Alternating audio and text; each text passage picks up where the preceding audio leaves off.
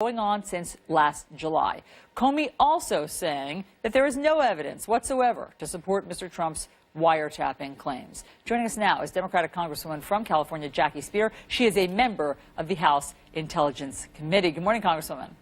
Good morning, Allison. Okay, so you were there yesterday. Let's talk about some of these bombshells. In terms of the wiretapping, Mr. Trump's claims that President Obama had his headquarters, Mr. Trump's headquarters, wiretapped, James Comey seemed to put that to rest yesterday. He said that neither he nor the Department of Justice can see any evidence. Is that it? Is that now over? Was that the end yesterday where James Comey said that, or will Congress continue to investigate these claims?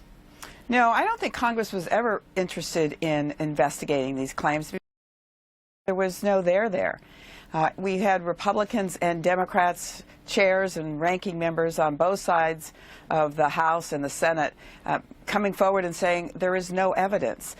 The only problem is you have a White House that's in denial, and the president never, ever steps back. He never apologizes, and I think the result is that this denial is going to continue to fester.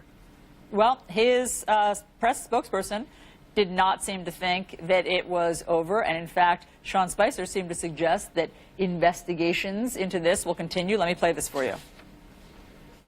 Is the president prepared to withdraw that accusation, apologize to the president? No, we started a hearing. It's still ongoing. What does that mean, Congresswoman? We've started a hearing about this. It's still ongoing. I think he was just flummoxed. I don't think he knew where to go with it. He's oftentimes put in a very difficult position. But the truth of the matter is there is no way any president, not even President Trump, can order a wiretap. That comes from the Department of Justice. There has to be an establishment of probable cause. You have to take it to a judge to show that there's probable cause that a crime has been committed. And none of those things have taken place. This was, a Saturday morning tweet when he was, unaccounted for, and the result is that we're living with it. Meanwhile, there's all these important issues going on in the country and around the world that we're not addressing because we're so focused on this crazy tweet. And that's the larger issue right there, Congresswoman. You've just hit it on the head, which is, what are you in Congress, or we in the media, supposed to do when a president or this president makes a false accusation like this? What now? Do we just walk away from these wiretapping accusations, though he accused the former president of a felony? That's it? We just take that in stride and move on? Well, I think spending more time on it gives him, frankly, more credibility over something that is false from its very essence. And you're absolutely right. It is outrageous that President Trump would charge former President Obama with committing a felony. So the only way to deal with someone who is unwilling to deal with reality, I think, is to begin to ignore it. And I think the media should do that. And I think those of us on the Hill have already said this is done, it's over, it's cooked. Okay, so let's talk about the other bombshell from yesterday from Director Comey's testimony, and that is that, in fact, there is an investigation ongoing into whether or not there was some sort of collusion between the Trump campaign and Russia. Did you get all of your questions answered? I got a number of my questions answered, certainly, and a number that were not answered, in part because there is an ongoing investigation, and Director Comey was very clear that he wasn't going to answer those, and I understood that. But I thought it was very important for the American public to understand why this is so important.